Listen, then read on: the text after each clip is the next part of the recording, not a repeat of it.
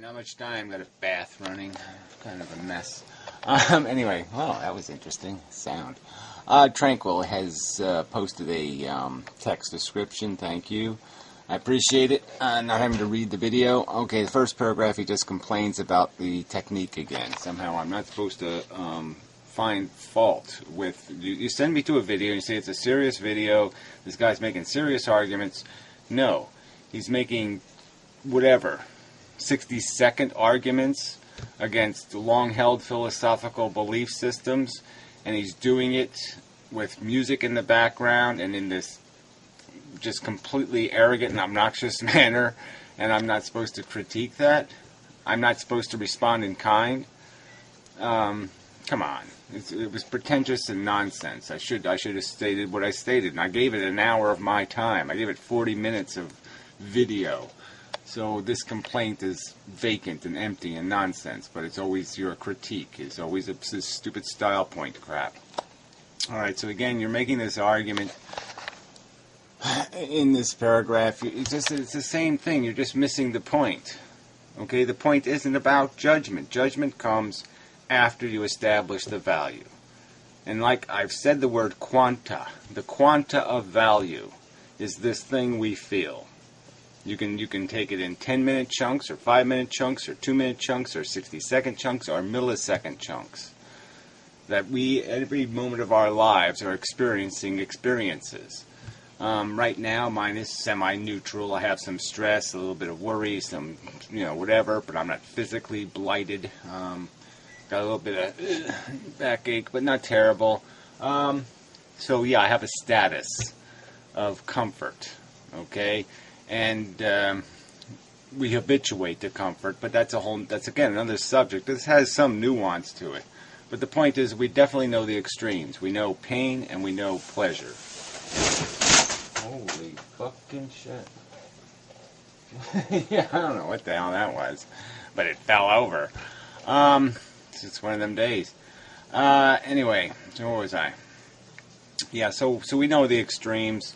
Let's just argue the extremes. Let's not bother with worrying about the stuff on the fence. Let's just state for the fact that there's a negative state of being, of suffering, and there's this other thing called pleasure, that I have explained why I don't believe it has any real substance, that it's made out of creating a deprivation state in us, and that we chase the cheese because we need it, because we're made to. The deprivation is created, and it will give us back what we have lost. I've used these terms. We're getting back what was taken from us at our birth. So it's not a net gain in itself. It's certainly a relative position change to go from deprivated to undeprivated, so there's some value in getting what you need. But you have to do it within the confines of this value equation where you can't cause more suffering to gain your satisfaction. Alright, so again, but it's about this quanta thing. It's not about a human individual's judgment. And the fact is that if I could spell it all out for you, if I could, so the real dilemma is the real problem in these value equations is that they're usually risk equations. Okay, they're not equations where we're given the outcome. All right, so you used an example of your personal circumstance. And I really don't want to talk about my personal circumstance, but you brought it up. So let's say you are blighted with a condition, and you have a choice. There's a risk that if you do a certain thing, it'll make your condition worse. You'll have a bad, horrible episode, and it'll cause you long-term damage if you have that bad episode. And there's a 1 in 10 possibility of that happening. And then you have to make a judgment about what's the risk. Is there value enough for you to risk doing damage, both in terms of what you'll personally experience and in potentially your long-term capacity? Should you take the risk? Like we could even say somebody with a heart condition, and whether they should, their grandchild is going to fall on the ice, and should they risk trying to do something about it, even though they might cause themselves damage. They might give themselves a heart attack and potentially do damage that they can't recover from. So there's a risk equation, and those equations, who knows what the right answer is, right? Because we're blind to the outcome, and so everybody can make up a number and say, well, 1 in 50,000, I'll buy a ticket. 1 in 5 million, I won't buy a ticket.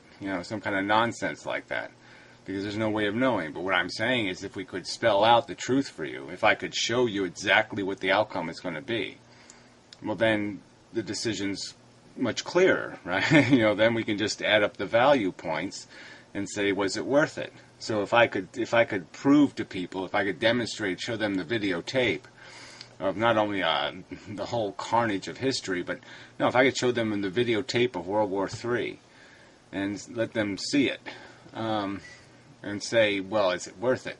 And then I could show them the whole tape and say, well, 500 years from now, we're all extinct anyway. Maybe they would make a different decision about what they would do today if they knew tomorrow was going to be a failure, that we were going to fly off the end of the cliff, crash, bang on all the rocks, blood, guts everywhere, huge mess, right?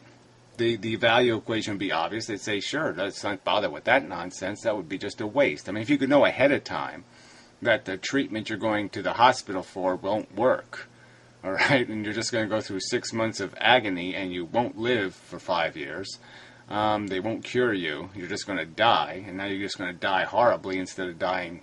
I can give you the other example of how you could die. So I give you the best case and the worst case scenario. Well, then you can pick the best case, right? So it's about risk evaluation now. And that's what we're arguing here in some of these cases. But some of these cases aren't risk equations. We know the practical impact, like vegetarianism or some other thing. We know that we create animals, put them in harm's way. Their suffering is a consequence of this demand. They wouldn't exist if we didn't make them exist. And we can make the same argument about nature and all this other stuff, that there's no reason to save seals if we're going to just farm seals. There's no reason to have deers where I live if we're going to kill 60,000 of them a year. We're just causing them harm. We're not saving them for anything good. We're saving them to be slaves, to live, 1/3 of their life expectancy, and to be brutally killed. What the fuck? So it's an obvious value equation. It's an obvious ought there, because we know that the equation is that this suffering thing has a component of reality. All right, I'm going to get to the mystics video too. I'm going to throw that on in here, but it's a related conversation because it has to do with this thing, suffering, and what it is, and what manifests it, how it's manifested in our brains. But I'm going to argue to you all this whatever you call yourself, an aesthetic or something, I don't know. All of these preferences and prejudice inside of us don't mean anything, okay? I mean, nature could make me as horny for a woman's vagina as, name something. It doesn't matter. I'll name something inanimate just to make it easier, but, a tree crotch. And I could gain just as much satisfaction any way. I mean, it doesn't really matter what we call what the Cheeto is made out of. We're all chasing a Cheeto, and it doesn't matter whether it's made out of potato or wheat or corn. It's our Cheeto. And that stuff is has no rational foundation, no logical foundation. It's just an imposition of nature, those kind of conditioned addictions and attachments. And so all we're really talking about is gratification of a psychology. We're talking about a formula, and we can shape the formula. We can shape the constituents in the formula, in the equation, to be much more efficient so that we don't need to gain our sexual gratification from, say, exploiting a child or some other mechanism that somebody might choose or might be blighted with and then act on.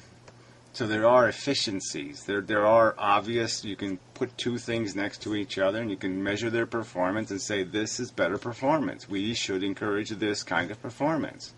So it's not a bold, outrageous statement. It's just a recognition of an observable reality that in this state of being, in this kind of behavior, there's less blood and guts on the wall. The rat more efficiently acquires its Cheeto and has a little yummy meal. I mean, that's all we're doing. We're just watching the rats run through the maze, and we're saying, how do we grease this thing so there's less ouching and more oohing and eyeing? And that's all there is, because the ooh and the ahs and the ouch are the value. They're the thing of value. Nothing else has value. Your conditioning doesn't have any value. Your culture doesn't have any value. The bullshit that people are attached to has no real substantive value. It's just a perception in their fucking heads of value, and that perception can be directed at anything through conditioning. Yeah, that's probably enough. Alright, so I'll come back to the mystic half. Till then, and such. And I'm back. Continuing. Yeah, modern mystic and consciousness. I'm going to talk about Transformers a little bit. Just using the wiki page. Was going to try to find one of my own, but yeah, forget it. Too much trouble. Anyway, the modern mystic is basically his declared victory, which, you know, I really don't get. Let's just analyze his argument. Stuff goes in, stuff comes out. And that's his theory on the brain. Yeah, and it just bangs into each other in the center there, and nothing of much consequence. Don't pay much attention. Yeah, a little bit too simplistic. Yeah, I mean, obviously it's, you know, it's a mechanical process. Like this Transformer, it's a mechanical process. But there's lots of stuff going on in there, lots of nuance, lots of junk. And I just don't think you can have a theory on the brain and not talk about, in some kind of realistic way, the phenomenon of consciousness and suffering, most importantly. I mean, the most important part of our consciousness is this qualitative feel thing, you know, the thing that makes us squint our eyes and wince and, you know, do these kind of nervous little habits because, you know, we're tense and we're feeling something. And if you're not going to account for the feeling part of the consciousness, then I don't think you're doing the brain. I don't think you're doing the story of brain. I don't. You know, you're doing the underwear gnome version. You know, where you go, A, you know, steal underwear. B, C, spend the millions of dollars in profits. I mean, you know, there's just no. You're just not connecting the dots, and there's more dots here that need connecting, and I just think it's a big, huge cop-out just to play this game like, okay, yeah, we know it's reflexes, we know it's programs, we've settled on that, but how the programs are communicating with each other is maybe what we could call this consciousness is somewhere in this center part here, somewhere in the magnetic flux created. Oh, come on, I'm trying to do a video. Cat, here's magnetic fluxes. Irritable. You got food in the dish, so don't be bothering me. Yeah, you're not fooling me, cat. Yeah, he's a little klutzy. Anyway, not feeling his Wheaties or something. Anyway, but, you know, we're all getting old. Alright, so how do I want to approach this? Yeah, so I think it's just really important. The consciousness thing is the game here. It's the game in this conversation about ethical value structures or value equations. Consciousness is the whole game. The game isn't the bullshit. The game isn't the planets. The game isn't the universe banging it. You know, the game is sentient things. And without sentient things in the universe, intelligence is irrelevant, because the only thing intelligence really has any value to do is to enhance the welfare of feeling creatures. That's its only value. And so if there aren't feeling creatures, there's no welfare to worry about. I mean, the parameciums can paramecium till the cows come home or whatever. The dead cows, you know, the zombie cows. And it's just not going to, you know, this doesn't matter. I mean, those living things can eat each other forever, and it just doesn't matter. I mean, see, it always reminds you of something. You say something, you remember, and, you know, some asshole made a comment, I think on Tranquil's video.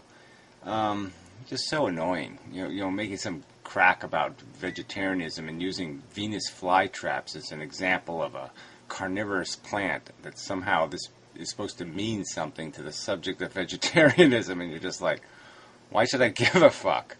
Right? A fucking plant in New Zealand, and I'm somehow going to worry about that it means something? It doesn't mean anything. You want me to go step on them all? I will, but I mean, You know, I mean, relatively speaking, yeah, we got bigger fish to save than fucking flies eaten by Venus flytraps. Of all the horror on planet Earth, I mean, you can't even find how many places past the decimal point the flies killed by Venus flytraps.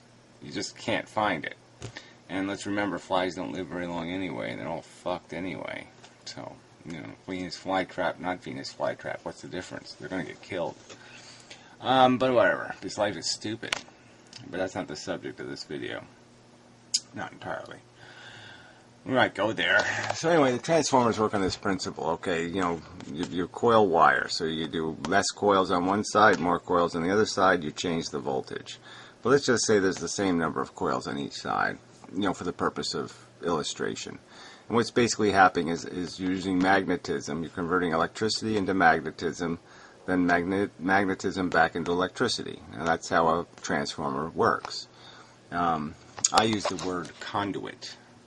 You know, an immaterial conduit is how I described what's happening with sentience and consciousness. And that's what I would argue is this field change. It's being converted. I've used the argument that the brain converts digital information into analog information and then back into digital information again. And that's the syndrome of this consciousness. But you could look at it lots of different ways, and I'm not saying it is this way. I'm just suggesting that this is an explanation that might have something to do with this ambiguity of consciousness. But it certainly deals with the hard problem, which is why are we actually conscious, and why isn't there just some sort of reflexive reaction? Why isn't this built into the structure? And I think that's because the structure worked this way. It worked in a manner where these two, let's call this brain and this brain, and the brain was communicating with the brain, and this is the way it chose to do it. So the first reflex is the first input comes in, and the brain creates a reaction to that input, and the reaction is sent into this consciousness as a feeling. So that's one of the reflexes the brain has to a circumstance. There's a pattern recognition. The pattern recognition says, whatever, it looks something like a Tyrannosaurus. A field is created in the consciousness zone, which is, I'm paranoid, or something like that. This, whatever the thing would be. A feeling, a suggestion of a remembrance, a little bit of a deja vu. And then this other coil picks up that deja vu and reacts to it and says, well, this is circumstances that have happened other times, blah, blah, blah. And it might send the information to some section of the brain over here, and it might bounce around a little bit, and it might come right back here again. Now the sensation is reduced or enhanced based on what this thing added or subtracted from the equation. But the point is our senses are basically, let's just say they're all flying through this void. This is the conduit through which our sense information comes through. And in that conduit there is this disruption that takes place. That is the reaction, the feedback. It reacts. It creates a disturbance in that sense perception. And that disturbance is what we call a feeling. And those feelings, those sensations are essentially a sixth sense. Worry, fear, revulsion, desire, attractiveness, whatever these are all conceptual sensations created by essentially this mechanism that's influencing our sense data and flavoring it, texturizing it, giving it this is going on in there. And that's why we're conscious, because this is the way the brain could pull it off. This is the way the brain could combine the sense data and add a positive or negative value to it through this taint of a feeling. And so yeah, this is just my description of one way to describe it.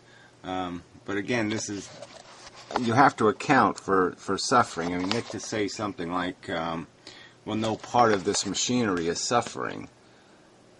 is irrelevant, because the suffering is part of its function. It's only going to suffer when it's turned on. It's only going to suffer when the right components come together in that machinery. And that we know that it's getting nuanced. Like if you make this material out of different substances, you'll get a different transfer. You'll get different efficiencies in terms of the transfer. And that adds all this ambiguity that we sense. It's very hard to put a specific... I guess the other thing would be is that this also provides an opportunity to mix things. Maybe there was no other way for the brain to mix competing reactions. So it could be smelling something sweet at the same time your eyes catch a glimpse of something threatening. And at the same time, you're a bit aroused, or some other things. So your brain can mix all of that stuff in one place. So you could have one part of you that's attracting, and one part that's repulsing, and one part that's comfortable, and one part that's unsettled and worried. All of that can be thrown into this theater, and now reanalyzed even by both these brains could redefine what that circumstance is. So anyway, the brain is billions of cells. It's different organs, organs that are even in our body creating hormones. And so the hormones would be like a kind of contact enhancer, a kind of let's see how to describe it. Something that would take out some of the resistance that might be in the machinery itself. So it could make it create more heat, create less heat, create more efficiencies based on what hormone is being dripped into this mechanism. Also will dictate how clear or how fuzzy or how vulnerable it is to creating exaggerations in terms of feelings, exaggerated desires and exaggerated fears based on what kind of chemistry is floating around. So anyway, yeah, it's something it obviously needs much more detail, and we have to go more into what parts of the brain are maybe suspect in this whole mechanism of consciousness and the combining of our sense data and the programmed effects. It is all made out of matter. Everything that takes place is a material thing. But the fact is this magnetic thing, just as in this mechanism, the magnetic thing is a strange, phenomenon. It has a substance, but it's not a substance. It has a substantive effect without having a substance component. So its effect, it's a medium through which things are transferred, which things can be. Information can be transferred through that medium, that non-material medium. And maybe that's the same kind of thing that's happening to us. Information is being transferred through a non-material medium in a whole brain structure, so it becomes cohesive.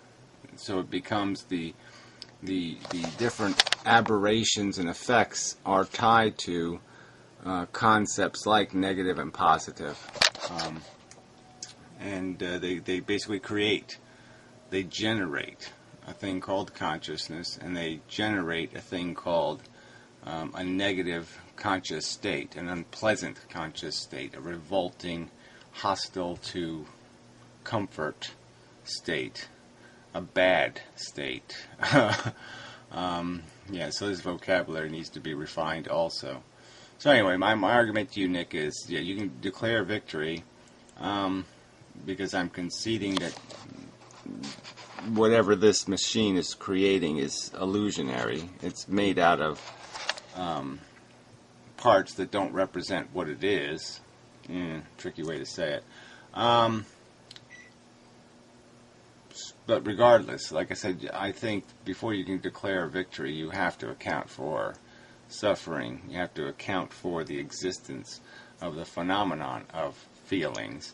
And if you're just going to say you're not going to be bothered, I think that's just bullshit.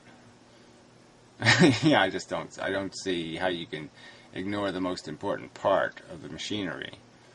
And again, I'm going to argue that it exists because it was, for our model of intelligence, and maybe the only model possible,